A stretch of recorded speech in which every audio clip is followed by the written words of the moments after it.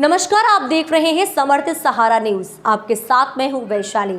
आइए रुक करते हैं आज की खबरों की ओर। बालाघाट जिले के अंतर्गत केंद्रीय बैंक की शाखा लालबर्रा के सेवा सहकारी समिति नेवर गांव के ऑपरेटर और मोहगांव के उपार्जन केंद्र प्रभारी से हुई मारपीट की घटना को लेकर पूरे जिले की सहकारिता कर्मचारी आक्रोशित है। 28 नवंबर को सहकारी समिति कर्मचारी महासंघ के पदाधिकारियों ने जिला मुख्यालय पहुंचकर केंद्रीय बैंक सीईओ से मुलाकात कर घटनाक्रम की जानकारी दी।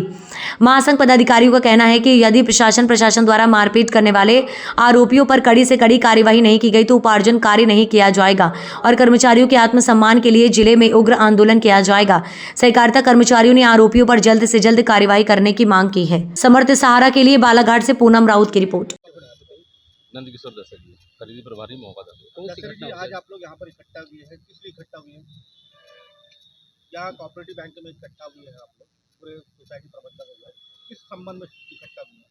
हम इस संबंध में इकट्ठे हुए हैं क्योंकि हमारे साथ घटना घटी मोहगा धपेरा में कल। क्या घटना हुई? मारपीट किसने किया? मारपीट कंकर मुजारे के आदमी ने। क्यों किए, किस कारण से? रामलाल नाम का किसान था, उनकी धान आने FAQ थी, तो हमने उनको साफ सफाई कराने के लिए बोला तो उन्हें सीधे मुजारी जी को फ़ोन लगा दिया। उनका कहना ऐसा था कि 30 किलो क्या, 35 किलो क्या, 40 किलो क्या, जैसी भाई हम आपको लेना पड़ेगा। हमने बोले साफ़ सुथरी कर लो, उसके बाद हम ले लेंगे। मारपीट किस उद्देश्य से थी? वही उद्देश्य से थी। उनने मुजारी जी को बताया, मुजारी जी आए और हम ऑफिस में बैठे थे तो एक लड़का आया मुजारी जी का, वो बोले कि आपको बुला रहे हैं बाहर। जैसे बाहर आए वैसे गाली गलौज देना चालू कर दिया उन्होंने और मारपीट चालू कर दी। कितने लोगों ने मारपीट किया? एक ही आदमी ने मारा, ड्राइवर ने उनका। मुजारी जी का ड्राइवर था तिपेश रणगिरे। क्या मुजारी जी को नहीं मारा क्या? नहीं, मुजारी जी ने मारे, उन्होंने गाली मारो मारो बोले, गाली गलौज किए। तो आगे से उसी का तो क्या चाहते हैं आप लोग? न्याय चाहते हैं हम, गिरफ्तारी होना चाहिए। तो FIR दर्ज करा दी आपने? FIR दर्ज करा दी। अभी क्या कार्रवाई करना चाह रहे हैं आप? हम ये कार्रवाई करना चाह रहे हैं कि गिरफ्तारी होना चाहिए। हम तो क्या कलेक्टर साहब को भी ज्ञापन देंगे, यहाँ भी दिए ज्ञापन MD साहब को। जब तक गिरफ्तारी नहीं होगी तब तक धान खरीदी चालू नहीं होगी। क्या नाम आपका? नंदकिशोर दशरथ जी। ये सब पेपरों को हटा देना चाहिए। तो मन मर्जी से जो धान ले आए किसान उनको हम परचेस कर लें।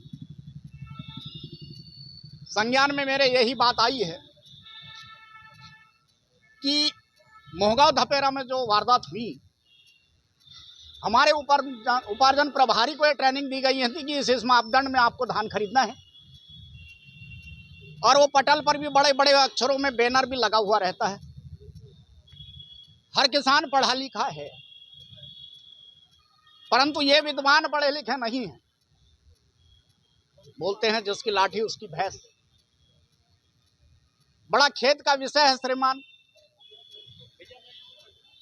कि हम एक कच्चे घड़े के मटके में जैसे पानी रखते हैं ना, वैसे कोऑपरेटिव की सेक्टर में हम लोग काम करते हैं। जब चाहे तब पत्थर से टचका देता है। ये बड़ा हमारा दुर्भाग्य है। क्या हम भी उस किसान के बेटे नहीं हैं जो ये रक्षक हैं देश के, सरकार के, बड़े किसानों की हित की बात करते हैं? क्या हमारा पिताजी किसान नहीं है? क्या गलती कर ली हमने ये समितियों में अपना एडमिशन लिया? बड़ा दुखद समाचार।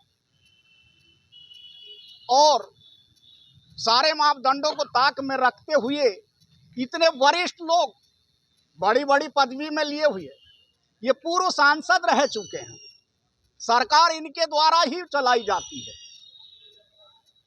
इनके पास तो सारी सत्ता है। ये नहीं कि उसे निकाल कर आओ, उसे पीटो, उसको गाड़ी में धकेल दो।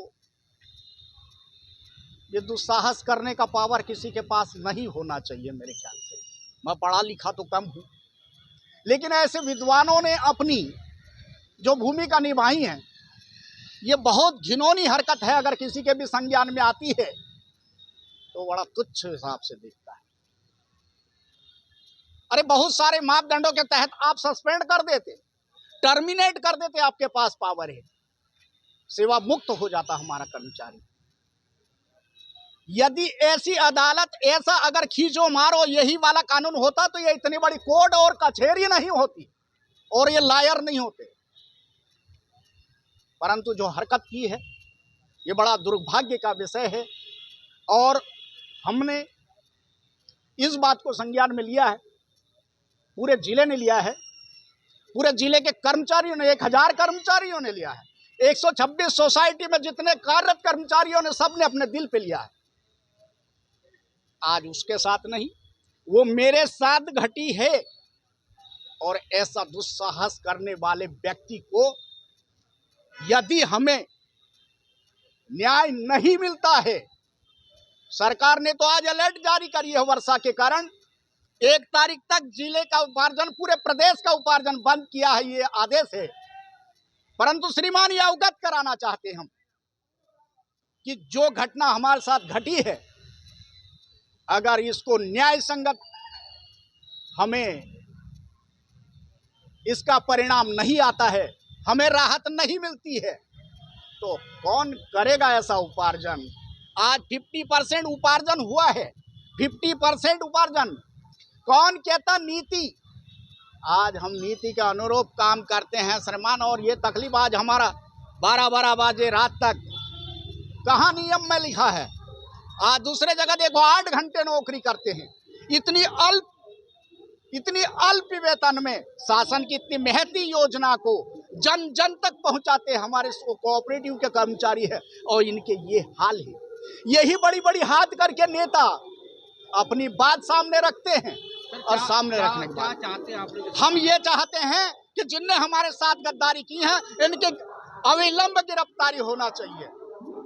सर, जिस तरीके से आप लोग धान खरीदी का काम करते हैं, शासन का ही काम करते हैं, और उस दौरान ऐसी घटना हो जाती है, क्या पुलिस प्रोटेक्शन मिलता है आप लोग को उस समय? पुलिस प्रोटेक्शन सिर्फ नाम मात्र के लिए नहीं श्रीमान, पुलिस प्रोटेक्शन से कोई औचित्य नहीं निकला। अभी तक कोई पुलिस प्रोटेक्शन नहीं मिलता।